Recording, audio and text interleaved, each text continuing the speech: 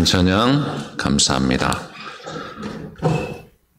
오늘 제목은요, 부모님께 효도합시다 입니다. 오늘 교회 오실 때 카네이션을 다셨는데 너무 곱습니다. 아주 아름다우시고 고와 보이십니다. 특별히 해마다 맞이하는 어버이 주일이긴 하지만 이 부모님에 대한 감정은 더욱 크게 느껴지는 것 같습니다. 어린아이가 이 세상에서 태어나서 말을 배울 때 맨 먼저 하는 말이 뭘까요? 아빠가 아니더라고요. 엄마, 엄마 그래요. 길을 가다가 넘어져도 엄마, 뭐 사달라고 그래도 엄마. 다 커서도 문을 열고 들어올 때 엄마 하고 들어오더라고요. 몸이 아플 때도 엄마, 또 아빠라고 하는 자식도 있지요. 이처럼 엄마, 아빠 이 얘기만 해도 코끝이 찡해집니다. 이 엄마, 아빠의 이 사랑은 정말 비교할 수 없는 그 사랑이죠. 그래서 어느 분이 이렇게 얘기를 합니다. 부모님은 살아 계신 것만 해도 감사한 일이다. 부모님 살아 계신 것이 정말 감사한 일인데 우리가 거기서 잊어버릴 때가 있어요. 아니면 일찍 돌아가셨거나 아니면 지금 안 계신 분들도 계시지만 그래도 그 옛날을 생각하면서 어머니, 아버님의 그리움을, 그 사랑을 우리가 늘 간직하며 후손들에게 그 사랑을 우리가 증거하고 전달해야 될 줄로 믿습니다. 타 종교에서는 부모님이 돌아가신 다음에 무덤을 잘 만들어라, 잘 모셔야 된다 라고 합니다. 그러나 우리 기독교는 그것이 아닙니다. 살아 계실 때, 지금 계실 때에 부모님께 효하라 라고 분명하게 가르치고 있습니다. 살아 계신 부모님께 어떻게 하는가? 주 안에서 순종하고 공경하는 것이 마땅하기 때문입니다. 왜냐하면 부모님의 사랑은 그만큼 크기 때문에 그래요. 어느 날 한 동물학교에서 소풍을 가는데 아기 토끼 엄마가 막 뛰어가는 거예요. 알고 봤더니 토끼 새끼 점심을 잊어버려서 엄마가 도시락을 챙겨서 막 뛰어갑니다. 근데 뛰어가는데 이 다람쥐 엄마가 그걸 보면서 토끼 엄마, 나도 도시락을 까먹었는데 내 이쁜 아기 도시락 좀 전달해 줄 수 있어? 그러는 거예요. 그러면서 가다가 그래? 그러면 전달해 주지 뭐 같은 반인데. 그래서 그러면 이 다람쥐를 어떻게 찾냐라고 하는 건 다 비슷한데 같은 반이지 많았어요. 근데 이 다람쥐 엄마가 하는 말이 뭐냐면 제일 이쁜 다람쥐가 내 다람쥐야, 내 새끼 다람쥐야 그러는 거예요. 그래서 이 토끼 엄마가 이제 도시락을 자기 그 아기 토끼에게 주고 다람쥐를 이쁜 다람쥐를 찾는데 못 찾았어요. 왜 못 찾았을까요? 자기 생각은 토끼 새끼가 제일 이쁜 거예요. 자기 새끼보다 이쁜 새끼가 없거든요. 그래서 이 다람쥐 새끼를 못 찾았다고 합니다. 그래서 전달을 못 했대요. 이게 부모의 마음이에요. 이 세상에서 가장 이쁘고 귀하고 나이 들어도 이쁘고 귀하고 그것이 부모의 마음이고 자식의 사랑입니다. 연세 드신 90이 넘으신 분이요, 60이 넘으신 그분도 어르신인데 제가 이런 말을 들었어요. 차 조심하라, 조심해서 가라. 60이면 그분도 할아버지 할머니거든요. 그런데 이 부모의 마음은 아직 자식이에요, 자식. 그러기에 그 사랑을 받은 그 자식이 효하지 아니하면 안 되는 겁니다. 그 사랑받은 것 정말 귀하게 생각하며 늘 효하는데 매진하며 우리가 살아야 될 줄로 압니다. 그러면 어떻게 효를 해야 잘해드리는 것인가? 어떻게 해야 진정한 효일까? 오늘 그거에 대해서 말씀을 드리려고 합니다. 첫째로 주님 안에서 부모님께 순종하며 효도해야 돼요. 여러분 1절을 다 같이 봉독하겠습니다. 자녀들아 주 안에서 너희 부모에게 순종하라. 이것이 옳으니라. 아멘. 신학자 칼 바르트가 이런 얘기를 했어요. 부모는 하나님의 대표자요 하나님의 대리자입니다. 또 여러분들이 잘 아시는 마틴 루터는 우리가 부모를 하나님 다음으로 모셔야 합니다 라고 했어요. 왜냐하면 자녀들이 주님 안에서 부모님에게 순종하는 것이 옳기 때문에 그렇습니다. 부모님은 여러분 하늘이에요. 하늘이 없는 땅을 생각해 보십시오. 부모님이 없다면 우리도 없는 것이죠. 우리가 어떻게 태어났습니까? 하나님의 은혜로 태어났지만 이 부모를 통해서 태어난 거예요. 우리가 신앙생활을 제대로 하려면 어떻게 해야 되는가? 부모님께 순종하면서 새롭게 출발하며 그 은혜를 갚으며 살아가야 됩니다. 부모된 이들은 자녀들이 순종할 때 가장 기뻐하는 거예요. 하나님 아버지의 경우에도 마찬가지예요. 하나님께도 우리가 효해야 되는데 부모님께 하듯 하나님께도 해야 돼요. 더 나아가서 믿음의 사람은 하나님의 자녀이기 때문에 그 믿음으로 말미암아 하나님께 효하는 거예요. 하나님께 효하는 자는 부모님께도 효도 잘하게끔 되어 있어요. 그렇기 때문에 여러분 부모님께 효하고 하나님 앞에 효하는 것 오늘 말씀 가운데 있는데 그것이 뭐냐면 순종하는 것이 효인 줄 믿습니다. 순종하는 거예요. 순종이 효도인 것을 가르치는 전에 내려오는 이런 얘기가 있어요. 어느 시골에 가난한 집에 이 아들이 부모님께 잘한다는 아주 효성스럽다는 소문이 다른 동네까지 퍼져 있었어요.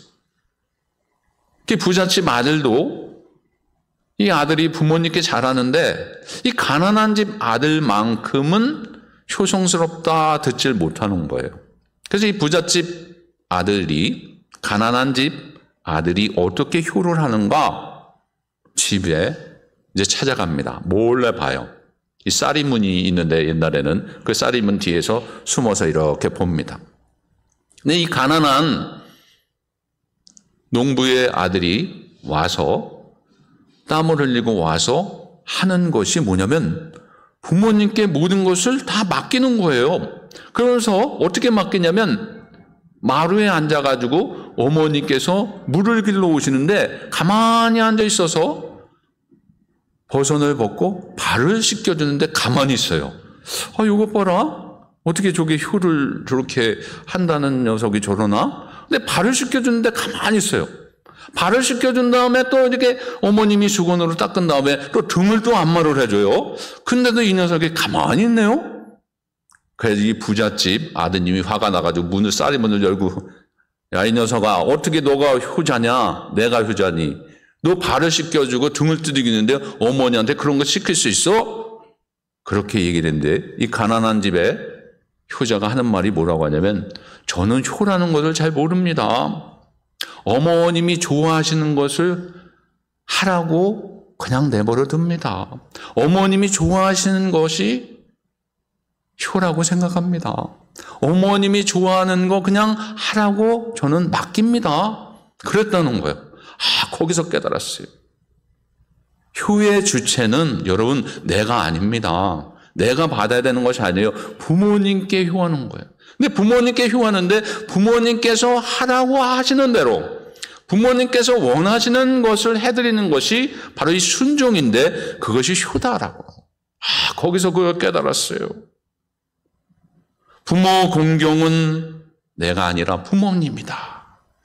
어떨 때는 여러분 음식점에 가가지고 어머니 아버님 내가 맛있는 거 사드릴게요.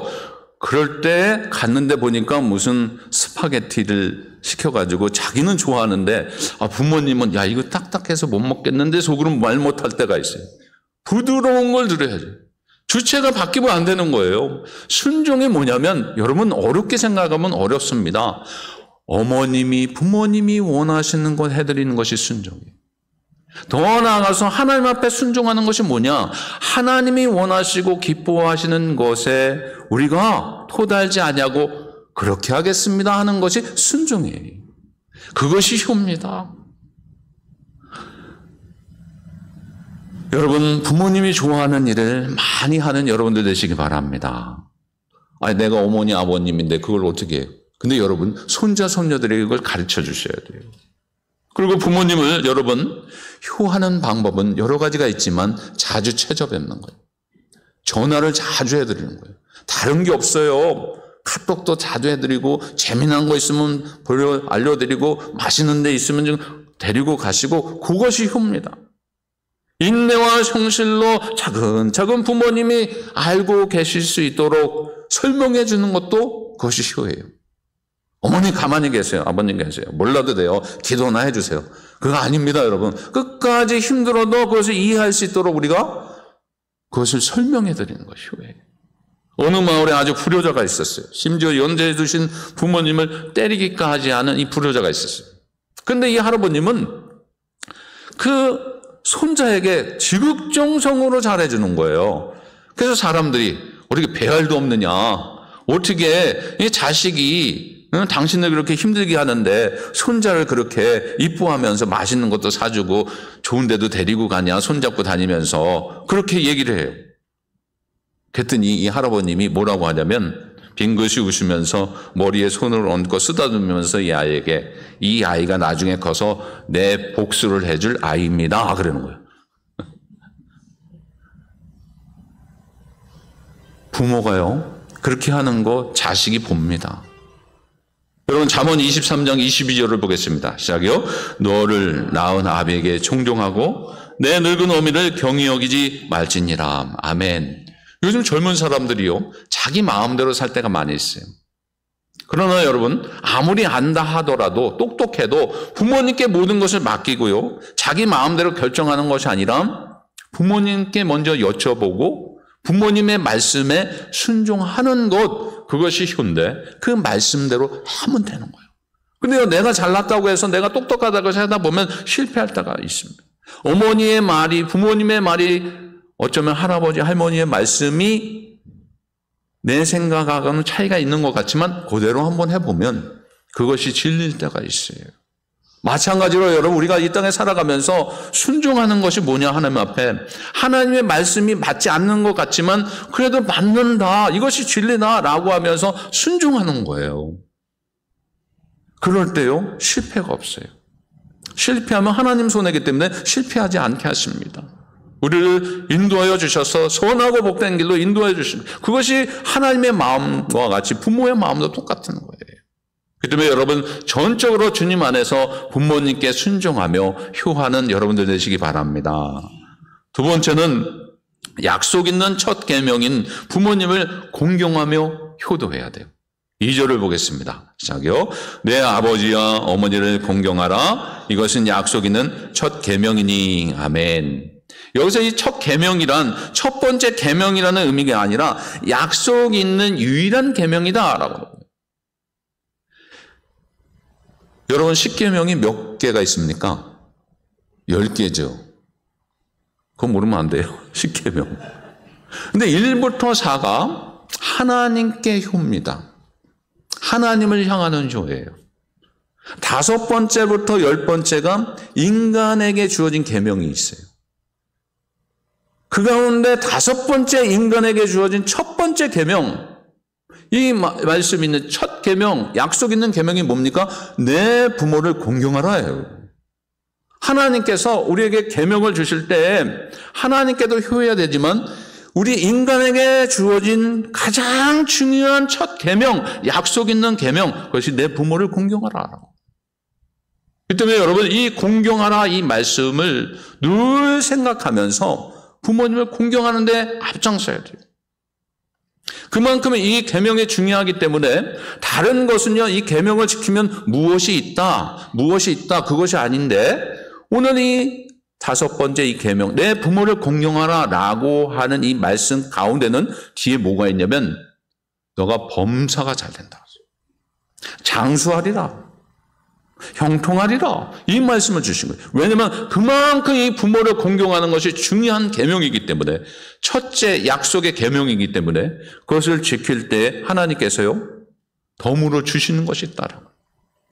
독일 속담에 여러분, 한 부모는 10자녀를 길러도 10자녀는 한 부모를 모시기 어렵다라고 하는 말이 있습니다. 부모가 자식을 사랑하는 것보다 효도하는 일이 더 어렵다는 거예요. 그러나 여러분, 어렵지만 효도해야 돼요. 어떤 유치부 아이가 교회에서 내준 숙제라고 해가지고 열심히 성경을 외우고 있었어요. 아빠가 가만히 들어보니까 얘가 좀 이상하게 외우는 거예요. 오늘 이 말씀 에베소 6장 2절을 외우는데 내 아버지와 어머니를 공격하라. 이것은 약속 있는 첫 계명이니 내 아버지와 어머니를 공격하라. 얘야, 그게 공격이 아니라 공경이야.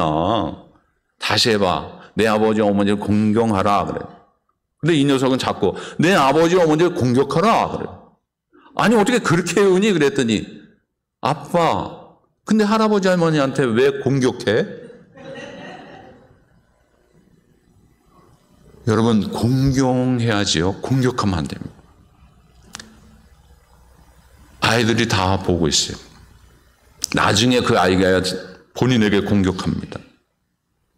그래서 본문에서 내 아버지 어머니를 공경하라. 이 공경하라고 하는 이 단어는 키베드입니다. 키베드. 근데 거기에는 여러 가지의 의미가 있는데 이 키베드는 첫째로 하나님을 공경하라라고 할 때 이 단어 키베드 똑같은 단어예요.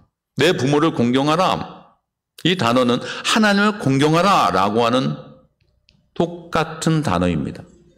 하나님을 공경하는 자는 부모를 공경하는 자예요. 부모를 진실로 공경하는 자는 하나님을 공경하는 자인 줄 믿습니다. 이 때문에 여러분, 공경해야 돼요. 이 공경해야 할 때 어떻게 공경해야 되는가? 부모를 공경할 때 하나님을 극진히 섬기고 하나님의 말씀에 순종하며 공경하는 것처럼 부모를 공경할 때도 순종하고 하나님 대하듯 공경하라 라고. 최근 65세 이상 되신 부모님을 상대로 조사를 했는데 노인들이 자녀들에게 하고 싶지 않은 말 대표적인 것이 세 가지가 있다는 거예요. 첫째는 뭐냐면 아프다. 야, 여기가 좀 아파. 여기가 좀 쑤셔. 다리도 아프고 야, 허리도 아프고 다 아프다는 거야. 근데 아파서 끙끙 대시는데 아프다는 소리를 못 하시네. 병원에서 근무하던 어떤 의사가 목사님께 이런 하소연을 했다는 거예요. 목사님, 병원에서 일하다 보니까 자식이 필요 없다고 생각되어집니다. 그래요. 놀래가지고 왜 그러십니까? 그랬더니 부모님은 자식이 아프면 의사에게 와가지고 저에게 선생님 살려주세요. 돈이 얼마든지 들어가도 살려주세요. 최선을 다해서 제가 기도하고 있는데 살려주세요. 그런다는 거예요. 근데 부모님이 아파서 병원에 오면 물어보는 것이 이렇게 물어본다는 거예요. 얼마나 사시겠어요? 이렇게 죽는 날을 묻는다는 거예요. 다 그런 건 아닙니다. 여기 계신 분들은 그런 분은 안 계시죠? 얼마나 사실 것 같아요? 이게 요즘 현실이에요. 자식이 아프면 부모는 살려달라고 애절하는데 부모가 아프면 살려달라고 하는 자식이 드물다는 거예요. 여러분, 공경이 뭐냐? 부모의 마음을 이해하고 부모의 심정을 이해하고 부모님을 섬기고 나를 키워주신 은혜를 기억하면서 감사하면서 어떻게 해서든지 공경하는데 매진하는 거예요. 말로 행동으로 우리가 옮겨야 돼요. 또한 외롭다는 말을 하기 싫다는 거예요. 외롭다. 어르신들이 이렇게 보면 외로우실 때가 있어요. 그래서 그런지 저한테도 가끔 연락하시는 분이 계세요. 연락하셔서 이제 말씀하실 때 제가 듣습니다. 외로우시니까 그런 거예요. 외로우시니까. 아, 그러세요? 외로움을 이겨내는 방법은 하나님 앞에 기도하는 방법도 있지만 자주 만나 주시는 거예요. 자주 전화해 드리는 거예요. 혼자 되신 분이 외롭다 할 때 정말 진정 외로움을 내가 느끼면서 그 외로움을 함께 해주는 거예요. 어르신들 외로울 수 있어요. 그러나 차마 말을 못해요. 때로는 또 한 가지가 있는데 뭐냐면 하기 싫은 말이 용돈을 달라는 말을 하기 싫다는 거예요. 내가 정말 굶어도 무료 곡식을 가도 거기서 먹고 말지 차비가 없어서 걸어 다닐지언정 뭐 그런 분들 안 계시지만 그런 심정으로 자식에게 용돈을 좀 달라고 하지 못한다는 거예요. 여러분, 저는 늘 강조하는데 젊은이들에게 효는 무엇보다 뭐니 해도 money입니다. 뭐니 해도 money예요. 그거 아닌 것 같은데 여러분, 물질로 드리세요. 자그마한 것이라도 물질로 드리세요. 그게요, 본인에게 쓰는 것이 아니에요. 그게 돌아와가지고요, 손자, 손녀에게 써요. 자식에게 쓰는 거예요. 충분히 드리세요. 내가 힘들지만 충분히 드리세요. 그것이 효입니다. 반면에 부모들이 가장 듣고 싶어하는 말인데 그것이 뭐냐면 어쩌면 그렇게 건강하세요? 아버지 어머니를 닮아서 제가 이렇게 머리가 좋은 것 같아요. 다들 부모님 덕분이라고 생각하는 것 같은데 맞는 것 같아요. 아버지 어머니 절반만 내가 닮아도 반만 닮아도 정말 제가 소원이 없겠어요. 저희를 키운다고 정말 고생하셨어요. 역시 어머니 음식 솜씨는 이 세상에서 짱입니다. 아버님 어머님처럼만 살겠습니다. 역시 우리 아버지 어머니니까 이 정도이죠. 어쩌면 그렇게 기억력이 좋으세요. 젊은 사람도 못 따라가겠어요. 다 부모님 덕분입니다. 이렇게 얘기해 주는 거예요. 저를 쫓아가세요. 여기 어르신분들도 계시지만 우리 젊은 분들이 특별히 쫓아서 저를 쫓아가시기 바랍니다. 모두 부모님 덕분입니다. 예, 오늘 이 말을 많이 하세요. 첫째는 하나님 덕분이지만 하나님의 은혜지만 부모님 덕분임을 늘 기억하며 살아가야 돼요.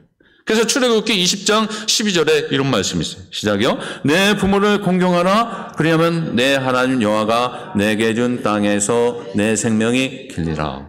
이 말씀 가운데도 내 부모를 공경하라 그랬어요. 이 키베드, 히브리 키베드는 하나님을 공경하라 라고 하는 의미가 있었다고 했죠. 또 이 키베드는 또 한 가지 의미가 있는데 그게 뭐냐면 이 신체적인 의미가 있어요. 이 간이라고 하는 의미가 있습니다. 간. 여러분, 사람이요, 중요한 부분의 신체 기능이 있어야 되지만, 부분들이 있어야 되지만 이 간이 상당히 중요합니다. 간이 상하게 되면 육신이 쇠약해지고요, 얼굴이 노력해지고 검해집니다. 그러면서 모든 것이 다 기력이 없어져요. 그래서 이 티베르, 간이라고 하는 단어를 써가지고 이 부모를 공경할 때에 어떻게 공경하냐면 자신의 간처럼 신경을 써서 공경하라 라고 하는 거예요. 소중히 여기고 정말 신경을 써서 공경을 하되 너의 몸을 아끼듯 그렇게 부모를 아끼며 효하라 라고 하는 의미가 그 속에 있는 것입니다. 부모님은요, 학문이나 재산이나 벼슬이나 명예를 통해서 공경받는 것이 아니에요.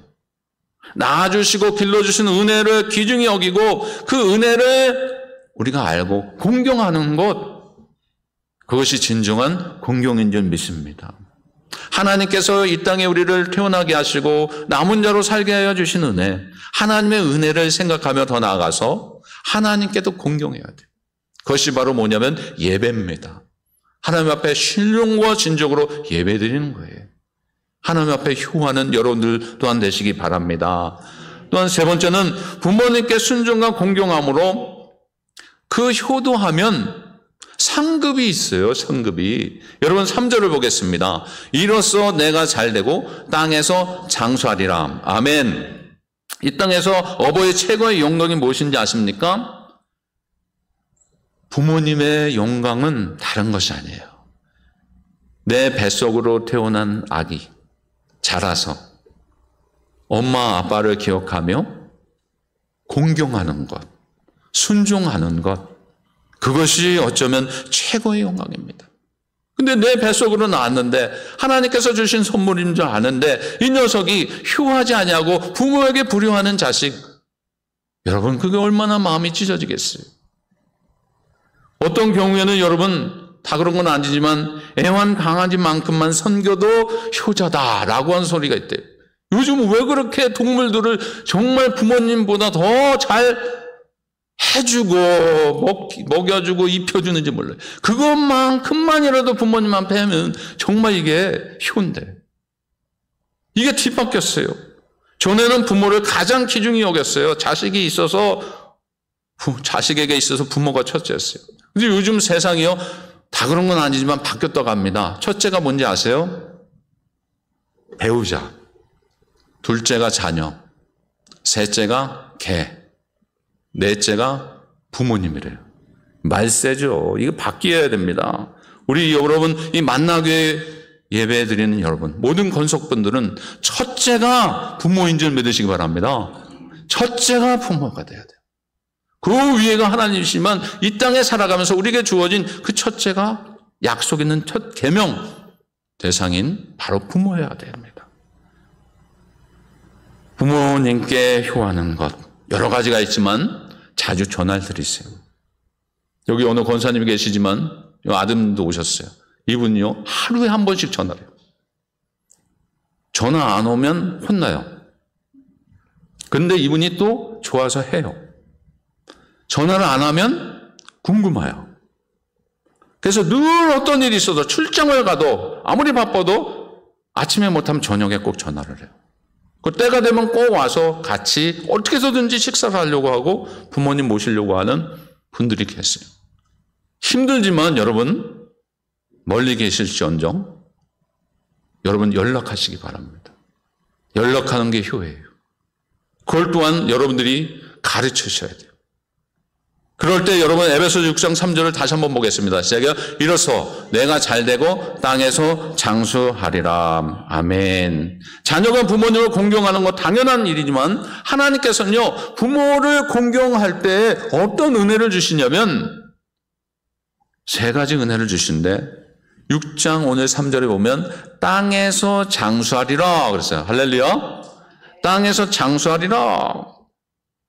또한 이 땅에서 장수하리라 라고 하는 것은 장수로 끝나는 것이 아니라 땅에서 범사가 형통하리라 라고 하는 말씀도 포함이 됩니다. 그래서 신명기 5장 16절에도요 이 말씀이 있어요. 다 같이 봉독합니다. 너는 내 하나님 여호와께서 명령한 대로 내 부모를 공경하라. 그리하면 내 하나님 여호와가 내게 준 땅에서 내 생명이 길고 복을 누리리라. 아멘. 하나님께서요 그 은혜를 주시는 거예요. 또한 노후에 자녀로 공경을 받습니다. 뿌린 대로 거두는 거예요.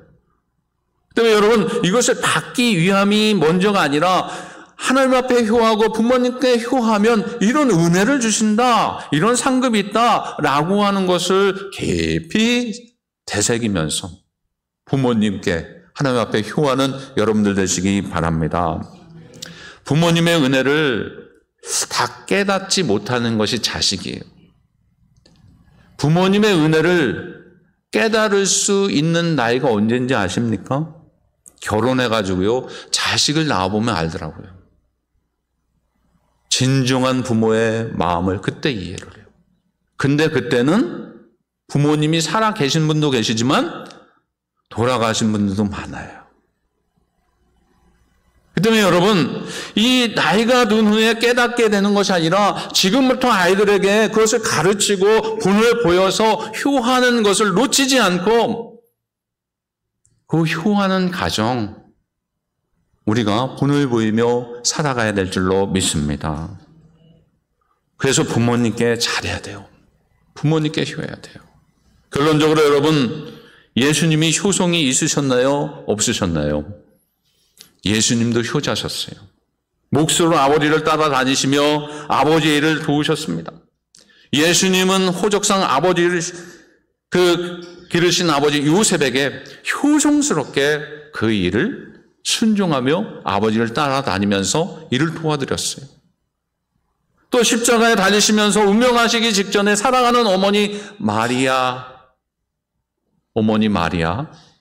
사랑하는 제자 사도 요한에게 부탁하면서 뭐라고 하냐면은 이제부터 내 어머니다 라고 하며 그 어머니를 부탁하여 주셨어요.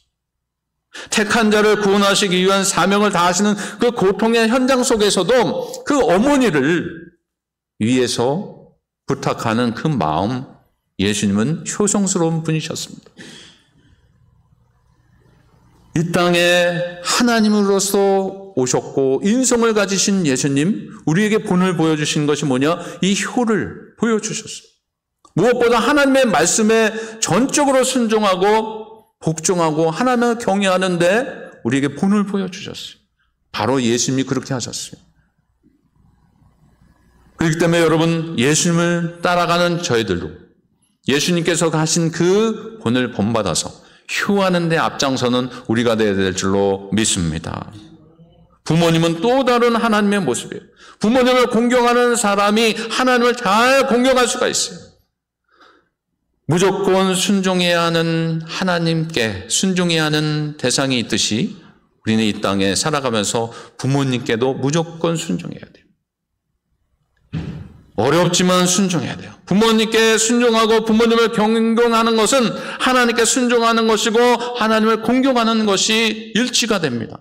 그러기에 부모님은 내가 선택한 것이 아니라 이미 태어나기 전에 하나님께서 질서를 세워주신 것을 알고 그 부모님께 전적으로 순종하고 경외하는 우리가 되어야 될 줄로 믿습니다. 10가지 계명 중에 9가지 계명은 여러분 내가 살아있는 동안에 따라다녀요. 근데 한 가지는 따라가지 않을 계명이 있어요. 뭘까요? 내 부모를 공경하라. 내 부모를 공경하라. 부모님이 살아계실 때 유효한 거예요. 부모님이 계실 때 유효한 거예요. 부모님 그래서 살아계실 때 잘해요. 저는 이 어버이 주일만 되면 눈물을 안 흘리려고 하는데 눈물이 나요.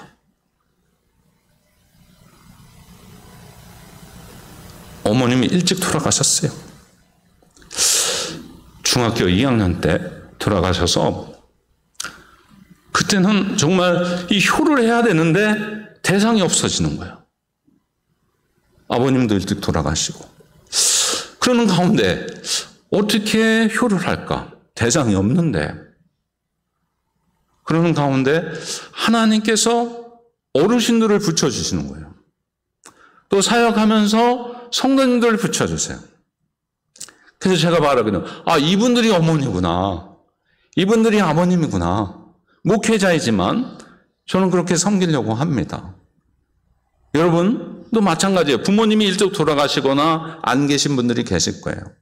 그럴 때 여기 한 가족으로서 만나교회라고 하는 공동체로 권속들로 삼아 주셨는데 이 어르신들을 섬기는 것 내가 하지 못했지만 어머님 안 계시고 아버님 안 계시지만 기회가 있는데 그게 뭐냐면 교회라는 공동체에서 기회를 주신 거예요. 그래서 여러분 교회뿐만 아니라 여러분 모든 공동체에서 우리 젊은이들이 아니면 우리들이 부모님께 효하듯 더 효하는 우리가 되어야 될 줄로 믿습니다. 효는 기간이 있어요. 그러나 그 기간이 세상 속엔 끝나지만 우리는 영적으로 한 가족이기 때문에 끝난 것 같지만 새로운 부모님을 주셨기에 그 부모님을 잘 공경하는 우리 만내 모든 권속들이 되어야 될 줄로 믿습니다. 그래서 여러분 효하세요. 부모님께 효하세요. 그것이 하나님이 원하시는 계명입니다. 약속 있는 계명. 이것을 늘 기억하면서 오늘도 어떻게 하면 효할까? 어떻게 하면 잘 섬길까? 오늘도 청년들이 섬길 때 효를 받으시고 그 훈련을 잘 하셔서 효성스러운 그 아름다운 것이 날마다 이어가는 우리 만나교회 모든 권속들 되시길 주 이름으로 축원을 드립니다.